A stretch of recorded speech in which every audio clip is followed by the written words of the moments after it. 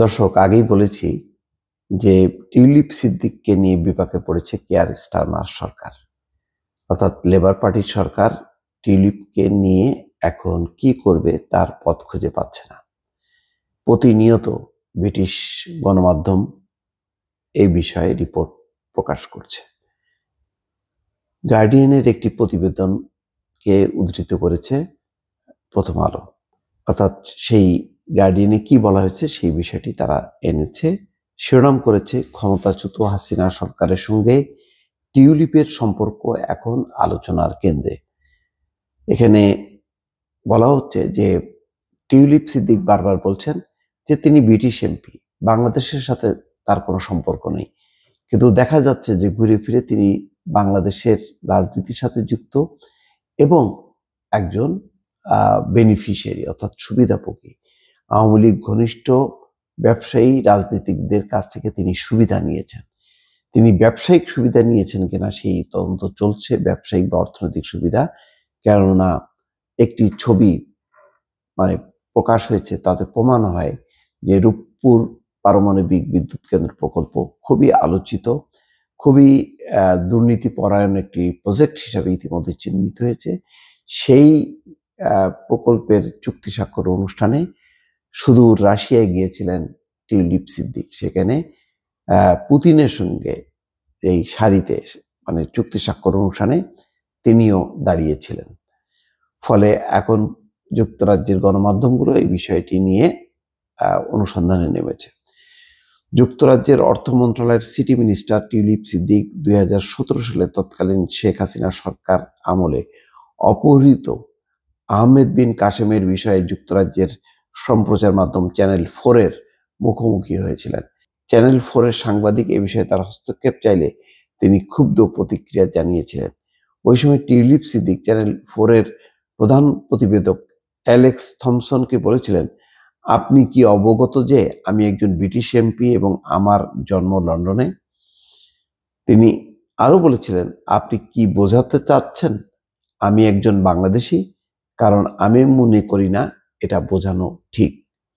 এসব কথা বলে টিউলিপ সিদ্দিক ঢাকায় সাবেক প্রধানমন্ত্রী শেখ হাসিনার তৎকালীন সরকারের সঙ্গে নিজের কোনো সম্পর্ক না থাকার বিষয়টি বোঝাতে চেয়েছিলেন, কিন্তু সেই সরকারের ঘনিষ্ঠ ব্যক্তিদের সম্পত্তি থেকে তিনি কেন সুবিধা লাভ করেছেন তার ব্যাখ্যা দেওয়ার জন্য বর্তমান সিটি মিনিস্টার টিউলিপ চাপের মুখে রয়েছেন। যুক্তরাজ্যে দুর্নীতি বিরোধী নীতি প্রণয়ন ও বাস্তবায়নের দায়িত্বে থাকা টিউলিপ সিদ্দিক মন্ত্রী হিসেবে দায়িত্ব পালনে উপযুক্ত হওয়ার ক্ষেত্রে কোনো নিয়ম ভেঙেছেন কিনা তা খতিয়ে দেখতে দেশটির মন্ত্রিত্বের মানদণ্ড সংক্রান্ত প্রধানমন্ত্রীর স্বতন্ত্র উপদেষ্টা লরি ম্যাগনাসের প্রতি আহ্বান জানিয়েছেন। ম্যাগনাস এই বিষয়ে যে সিদ্ধান্তে উপনীত হন না কেন, সমালোচকরা বলেছেন বাংলাদেশে তার পরিবারের কর্তৃত্ববাদী শাসন থেকে নিজেকে দূরে রাখার কথা যে টিউলিপ বলেছেন, তাতে তাদের সঙ্গে এবং আওয়ামী লীগের সঙ্গে তার প্রকৃত ঘনিষ্ঠতার বিষয়টি আড়াল করার চেষ্টা করেছেন। এই বিষয়ে ঢাকা ভিত্তিক অনুসন্ধানী সাংবাদিক ডেভিড বার্গম্যান বলেন, টিউলিপ সিদ্দিকের অবস্থান হলো আওয়ামী লীগ বা বাংলাদেশের রাজনীতির সঙ্গে তার কোনো সম্পর্ক নেই, কিন্তু সত্য হলো তিনি আওয়ামী লীগের একজন বড় সুবিধাভোগী ছিলেন।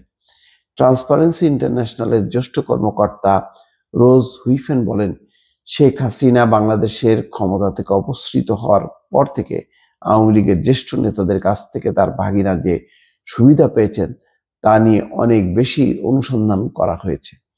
রোজা হুইফেন আরো বলেন, মন্ত্রী এখন তার বিষয়টি স্ট্যান্ডার্ড বিষয়ক স্বতন্ত্র উপদেষ্টার কাছে পাঠিয়েছেন। এখন এই সংক্রান্ত সম্পূর্ণ তথ্য জোগাড় করা উচিত, যাতে সম্ভাব্য অযাচিত প্রভাব বা মন্ত্রীর কোড লঙ্ঘন শনাক্ত করা যায়।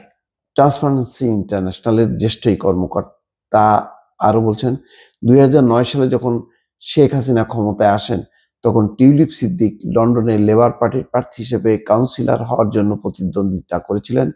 বর্তমানে মুছে ফেলা তার ওয়েবসাইটের একটি সেকশন অনুযায়ী তিনি আওয়ামী লীগের যুক্তরাজ্য এবং ইউর লবি ইউনিট এবং নির্বাচনী কৌশল দলের অংশ হিসেবে কাজ করেছেন।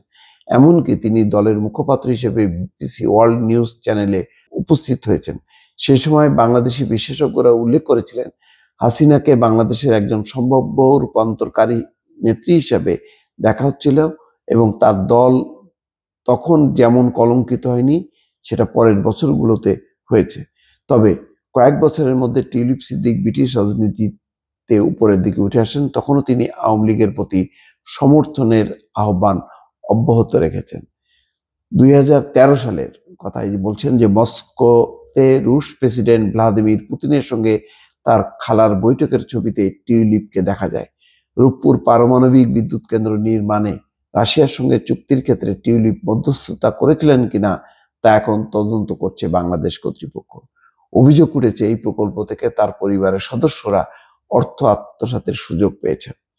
2015 সালে প্রথমবারের মতো যুক্তরাজ্যের পার্লামেন্ট সদস্য নির্বাচিত হওয়ার পরপর টিউলিপ যুক্তরাজ্যে আওয়ামী লীগের এক কর্মসূচিতে অংশ নিয়েছিলেন। সেখানে তার খালা শেখ হাসিনাও ছিলেন। তিনি টিউলিপের কপালে অভিনন্দনের চুমু দিয়েছিলেন। সে সময় উল্লসিত সমর্থকদের সামনে টিউলিপ বলেছিলেন, আপনার সহযোগিতা ছাড়া আমি কখনোই এখানে একজন ব্রিটিশ এমপি হিসেবে দাঁড়াতে পারতাম না। শুধু তাই না, সিআরআই একটি আয়োজিত সংলাপে তিনি অংশ নেন এবং ওই 2014 সালের মতন জঘন্য নির্বাচনে বিপুল ভোটার নাকি উপস্থিত ছিলেন, সেই কথা তিনি উল্লেখ করেন এবং তিনি শেখ হাসিনার নেতৃত্ব যোগ্যতার প্রশংসা করেন। ফলে বাংলাদেশের রাজনীতির সাথে টিউলিপ সিদ্দিকীর কোনো সংস্রব নেই এটা মনে করার কোনো কারণের। ফলে পুরো বিষয়টি নৈতিক দিক থেকে, আর্থিক দিক থেকে টিউলিপ সিদ্দিক কতখানি যুক্ত বা কতখানি দোষী সেই বিষয়টি এখন তদন্ত চলছে। দর্শক ভালো থাকবেন, আল্লাহ হাফেজ।